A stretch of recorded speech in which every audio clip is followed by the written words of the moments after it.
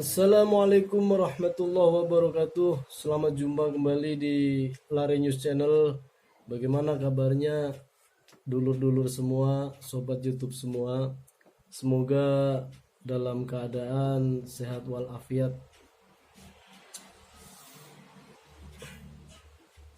Dalam video kali ini kita akan menginformasikan bahwa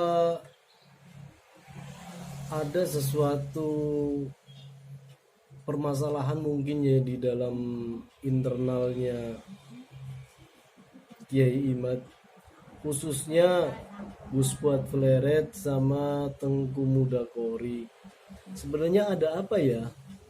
Apa sih kronologisnya kok bisa kayak pecah gitu? Nah, untuk lebih jelasnya ayo kita simak penuturan dari Tengku Mudakori. Beliau membongkar habis Gus Fuad Fleret ya.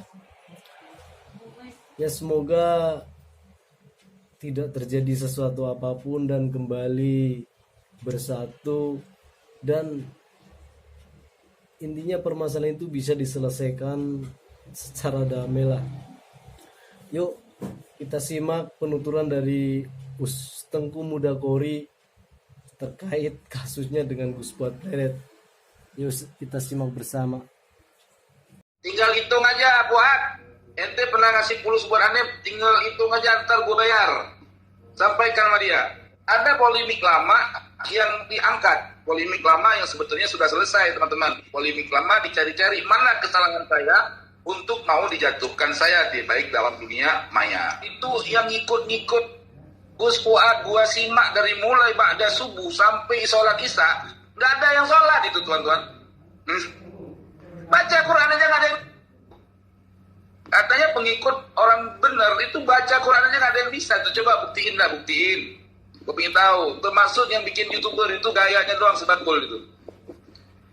Jangan colek saya, ya. Jadi kalau kau nyolek saya berarti cari masalah sama saya, ya. Gitu. Jadi nyolek saya ingatkan. Ya ini saya masih belum marah seutuhnya, masih bisa islah, ya. Jadi kalau kita berjuang harus hargai teman-teman perbedaan dalam suatu masalah itu pasti. Dari zaman Nabi ada perbedaan kakang Fuad, ada yang lain. Nggak bisa Anda memaksakan saya harus sesuai dengan otak sampai nggak bisa. Nggak mampu menjatuhkan hujah saya, ujung-ujungnya puri.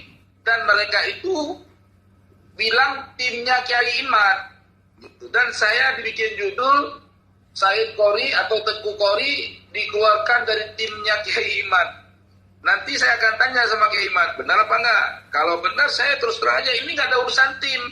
Wong Kiai Imad ngomong sendiri, saya ngomong sendiri di media tentang masalah nasab. Kebetulan cocok satu pendapat, yaitu kita bahas. Dan kebetulan kita disatukan sama Allah untuk dalam satu wadah. Gitu loh.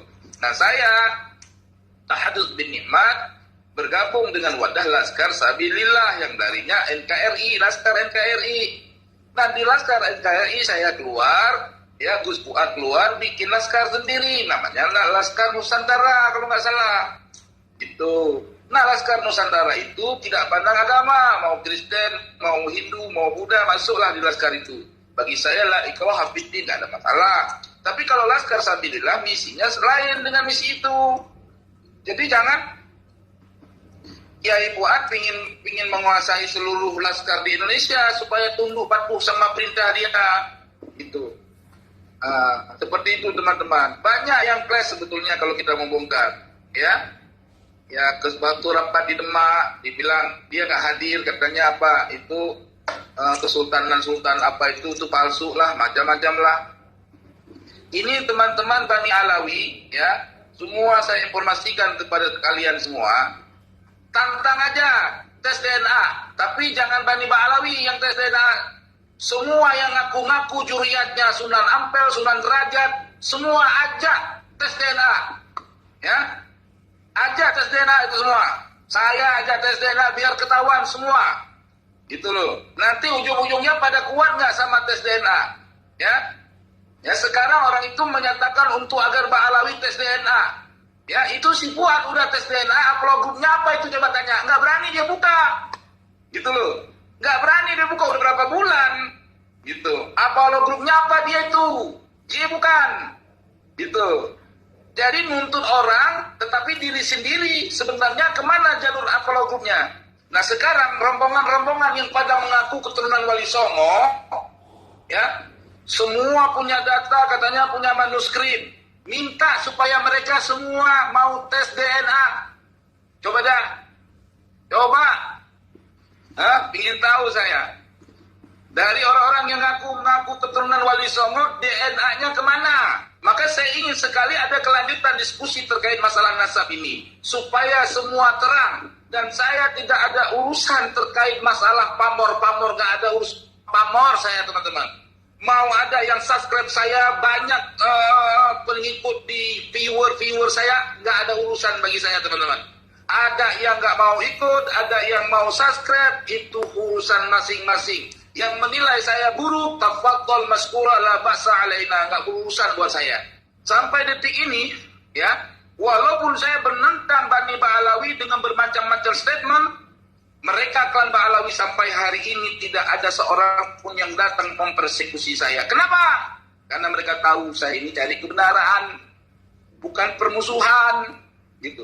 Jadi orang-orang yang mau cara bermusuhan pasti jadi musuh sama saya, teman-teman. Karena saya lurus, ya, lurus, saya nggak pandang bulu. Meskipun saya seorang guru ustadz, ya saya akan tunduk sama guru yang saya rasa saya takzimi. Gitu teman-teman. Ya, itulah prinsip hidup saya. Karena kami orang Aceh itu nggak pernah mau tunduk kepada kebatilan. Kalau tampak salah ya salah teman-teman. Kalau betul ya betul. Nggak ada istilah memframing segala macam. Gus Fuad itu menceritakan kalau dia itu di masa kecilnya berjumpa dengan Nabi Muhammad SAW dalam setiap harinya. Ketika ada orang bertanya sesuatu, dia berkalam-kalam sama Nabi Muhammad. Aduh, pusing kita. Itu gara-gara itu juga hati saya menolak. Cerita dongeng sebelum tidur dari mana lagi ini? Itu teman-teman. Karena kalau mau menceritakan masalah ketemu Nabi, itu harus ada buktinya apa buktinya? Ya. Kalau saya mau ceritakan ketemu Nabi sah-sah aja saya bisa teman-teman semua. Tapi apalah guna? Itu bukan persoalan orang akan melihat siapa kita. Kalau yang ceritakan tentang Syekh Hasyim Asy'ari yang berjumpa dengan Rasulullah, orang bisa mudah untuk percaya. Kenapa orang saleh kok? Orang muttaqin. Ya teman-teman. Ini orang mengaku jumpa sama Nabi. Hal ihwal keadaan dirinya aja rusak. Macam mana kita mau tahu, dia mau percaya dia ketemu Nabi di masa kanak-kanaknya? Aduh, ini banyak orang yang sekarang berani-berani ngomong ketemu Nabi biar banyak yang jatuh cinta. Jadi teman-teman, ada beberapa persoalan yang ingin saya sampaikan kepada teman-teman agar teman-teman mengerti. Pertama, bahwa apapun yang terjadi terhadap Pindah buat saya tetap dalam barisan Kiai Imad untuk mendukung tesis Kiai Imad supaya mana sahih, mana yang tidak sahih, mana yang rajih dengan mana yang marjuh. Kiai Imad lurus, tapi keadaan ini dimanfaati oleh mereka-mereka yang ingin dapat fulus di balik ini. Ya, hati-hati teman-teman. Ya, kalau kata ulama dalam kitab Ta'limut Ta'lim, cari guru yang benar-benar ahli ilmu. Kalau dia nggak pernah baca kitab, ngajarin kitab, jangan dipercaya dia orang alim, teman-teman. Ya, apalagi omongnya tidak jelas, teman-teman. Sekali dalam sehari 10.000 perubahan. Apa yang kita mau dengar? Teman-temanku yang dirahmati oleh Allah, dimanapun antum berada. Ya, nah saya tadi sudah mengcounter jawaban di balik fitnahan yang diungkapkan atau yang disebarkan oleh YouTuber yang nama YouTube-nya AWK Channel. Dan dia ini bukan YouTuber merdeka, tetapi YouTuber di bawah pesan sponsor.